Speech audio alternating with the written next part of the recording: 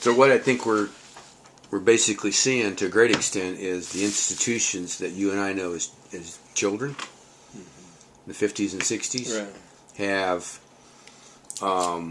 in a certain sense, if you look at all of those, and you could say basically educational systems, organizations and institutions, religious institutions, government as well, and to a certain extent corporate, have all sort of wanted, they want to maintain the status quo that's already passed them by. So they're becoming obsolete, and they're totally becoming changed. I mean, Well, it suits me fine. I mean, yeah, I mean, so I mean, it doesn't really.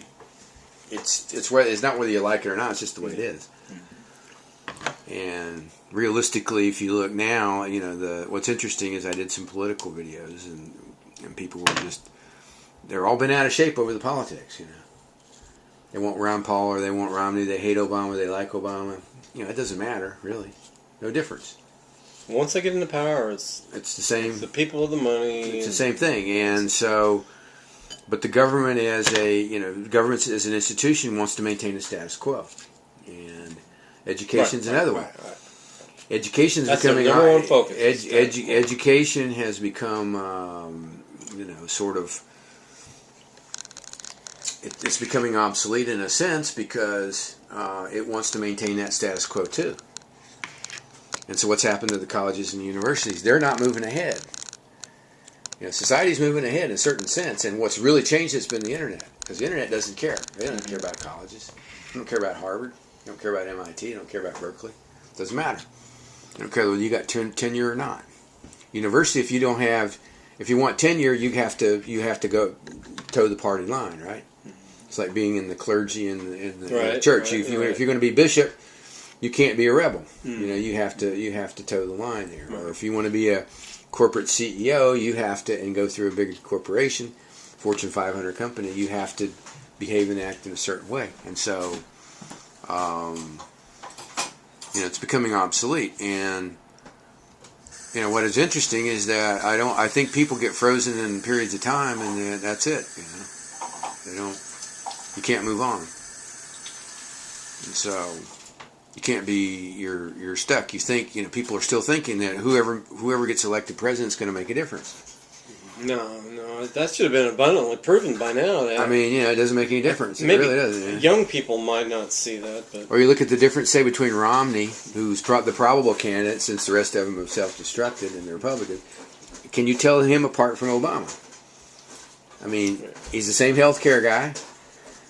He would do the bailouts for, the big corporations would bail out Europe, all those sorts of things, and would do maybe even more militaristic than Obama's been, in the escalation of Afghanistan, Well, and so where's the difference? They're both the same, and what they try to do is they try to create this partisanship. So there's tit for tat, and there's two sides. It's like you got one ball team, you're a 49ers fan, or a Raiders fan, or a Giants fan, or a Jets fan.